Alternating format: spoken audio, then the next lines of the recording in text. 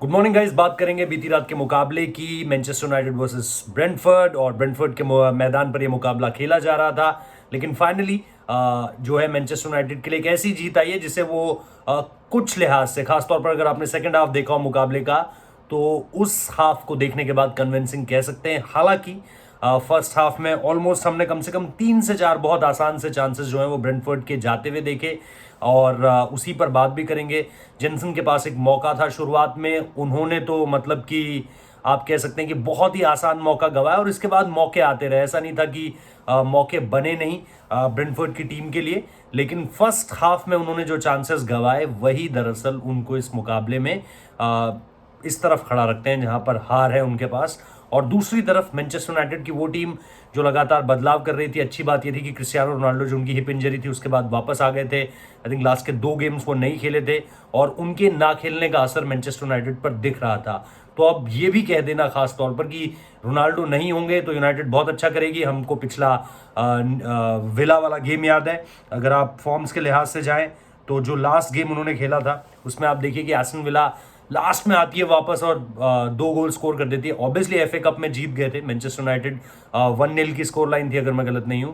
तो Aston villa को जिस तरीके से वापस आने का मौका दिया मैनचेस्टर यूनाइटेड ने लास्ट गेम में, या फिर आप न्यूकासल वाला गेम याद कीजिए, न्यूकासल में भी 1-1 जो थी वो स्कोर लाइन ड्रॉ थी, या वोल्व्स के खिलाफ तो मैनचेस्टर यूनाइटेड हार ही गई थी। तो बेसिकली रैंगनिक ने इस मुकाबले में 2 चीज़ें की। पहली चीज़ ये कि अपनी स्ट्रैटेजी को चेंज किया।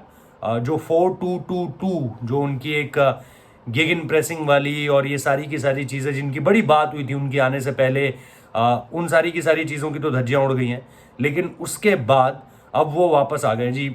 या तो आपसे उम्मीद की जा रही थी आप वो ट्रेडिशनल क्लासिकल 4-3-3 पर आए, या फिर आप कम से कम 4-2-3-1 पर जाएं, जो कि बेहतर लगता है मैनचेस्टर यूनाइटेड के साथ, क्योंकि आपके पास फिर नंबर 8 भी हैं, आपके पास फिर नंबर 6 भी है। तो इस तरीके से जब आप खेलना शुरू करते हो तो एक एक एक बड़ी जिसे कहते हैं ना हिंदी में, प्रॉपर हिंदी में कहते हैं सुगठित, वेल ऑर्गेनाइज्ड, वैसी मैनचेस्टर यूनाइटेड ये लगती है। हालांकि इसमें भी जैसा हम कह रहे हैं कि आज भी अगर आप मैच अगर आपने पूरा देखा हो तो शुरुआत में जैसा मैंने कहा कि मौके थे ब्रेंटफोर्ड के पास, लेकिन उसके बाद फिर सेकंड हाफ जिस तरीके से शुरू होता है और फिर 20 मिनट में ही 20 मिनट के अंदर जो है वो 3 गोल आते हैं मैनचेस्टर यूनाइटेड की तरफ से।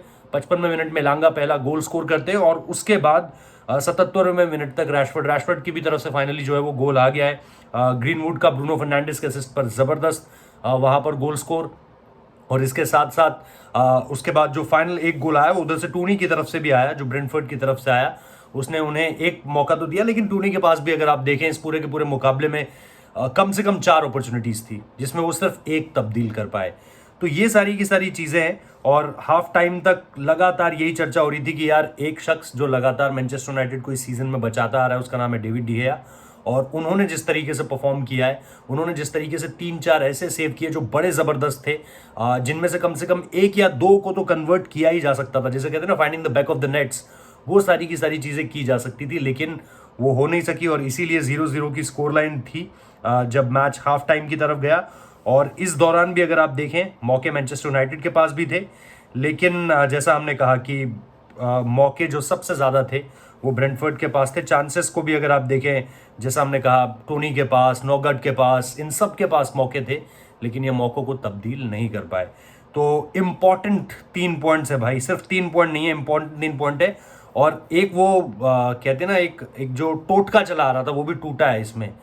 चेल्सी जब जब अपने पॉइंट्स गिराती थी मैनचेस्टर यूनाइटेड पर उसका असर पड़ता था। मतलब कि अगर चेल्सी ने जीत हासिल की तो वो तो छोड़ दीजिए, वो उसका मैनचेस्टर यूनाइटेड पर असर पड़ेगा नहीं पड़ेगा इसका नहीं पता किसी को, लेकिन चेल्सी ने खराब करा तो फिर मैनचेस्टर यूनाइटेड खराब करेगी। ये इस सीजन की अब तक की हिस्ट्री रही थी, उसको तोड़ा है। क्योंकि चेल्सी जो है वो ब्राइटन के खिलाफ, यहाँ ये ब्रेंटफोर्ड के खिलाफ खेल रहे थे, वो चेल्सी जो है वो ब्राइटन के खिलाफ 1-1 की स्कोर लाइन से मैच को खत्म कर पाने में कामयाब रही। हालांकि हाफ टाइम तक वहां पे चेल्सी लीड कर रही थी, और जीएस का गोल भी आया था, जबरदस्त गोल था, दूर से ट्राई था। और जब उस खिलाड़ी के आप इस तरह की परफॉर्मेंसेस को देखते हो तो आप ये सोचते हो बस दिमाग में कि भाई तू कंसिस्टेंट क्यों नहीं है। मतलब ये ऐसा क्यों होता है कि साल में एक बार ऐसा कोई गोल देखने को मिलता है। खैर उसकी बात बहुत ज़्यादा नहीं करेंगे। इसके अलावा एक जो मैच और चल रहा था वो टॉटनम का था लेस्टर से, वो 3-2 जो है टॉटनम की टीम जीती है।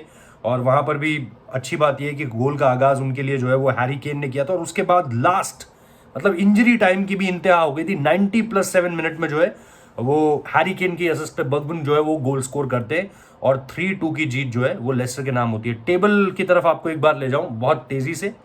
मैन सिटी नंबर 1 पर है, अच्छी खासी लीड है भाई, 11 पॉइंट्स की लीड है सेकंड पोजीशन के साथ। लिवरपूल है 11 पॉइंट्स के डिफरेंस के साथ 45 पॉइंट्स हैं इनके, सिटी के 56 हैं, चेल्सी के 44 है, तीसरे नंबर पर है, एक वक्त पे लीड कर रही थी, उसके बाद खराब लचर प्रदर्शन लगातार जारी रहा। वेस्ट हैम चौथे नंबर पर है, टॉटनम 5वें पे आ गई है। ये जीत बड़ी क्रूशल हो गई है टॉटनम के लिए। टॉटनम अगर ड्रॉ जाता तो आप देखिए इनके 36 पॉइंट अब हो गए, मैनचेस्टर यूनाइटेड को जरूर इसका फायदा मिलता। तो मैन यूनाइटेड 7वें पर है, 6ठे पर आर्सेनल बैठी हुई है। तो ये अभी फिलहाल स्थिति है जो टॉप टीम्स हैं। टॉप 2 टॉप 3 फिनिश करना बहुत मुश्किल लग रहा है मैनचेस्टर यूनाइटेड का। टॉप 4 में जगह बनाती है कि नहीं, इसकी लड़ाई अब यहाँ से आगे बढ़ती है। और हमारा ये वीडियो यहाँ पर ख़त्म होता है। आपकी राय चाहूँगा। क्रिस्टियानो रोनाल्डो को लेकर के बहुत कुछ नहीं था उनके पास, कुछ बहुत बहुत हल्के से मौके थे, उनको वो तब्दील करने में नाकाम रहे। लेकिन बढ़िया, मतलब ऐसा नहीं लग रहा था कि इंजरी की वजह से किसी तरीके के डिस्कम्फर्ट में हैं या फिर कुछ ऐसा जो आप रोनाल्डो से एसोसिएट नहीं कर पाते, ऐसा नहीं था। तो ये सारा का सारा मुकाबला था। लेकिन मज़ेदार जो एक टेक अवे है वो ये कि भाई फॉर्मेशन जो है वो चेंज हो गई है। मतलब रैंगनिक जिद पे नहीं अड़ा है कि भाई इसी फॉर्मेशन के साथ जाऊंगा जो 4-2-2-2 होती है उनकी, बल्कि वो 4-2-3-1 पर आए। शायद 4-3-3 भी आपको देखने को मिल जाए। अब देखना ये दिलचस्प होगा कि यहाँ से मैन यूनाइटेड आगे कैसे बढ़ती है। इस वीडियो को देखने के लिए बहुत बहुत शुक्रिया। दिन भर आपके लिए वीडियोस लगातार यहाँ पर आते रहेंगे, तो कहीं जाइएगा मत। सब्सक्राइब कर लीजिए अगर आपने अभी तक नहीं किया। वीडियो पसंद आया तो लाइक कीजिए। कमेंट कर बताइए आपको इस मैन यूनाइटेड में इस बदली सी, फिलहाल के तौर पर हल्की फुल्की बदली सी, लेकिन बदली सी मैनचेस्टर यूनाइटेड में क्या बेहतर लगा।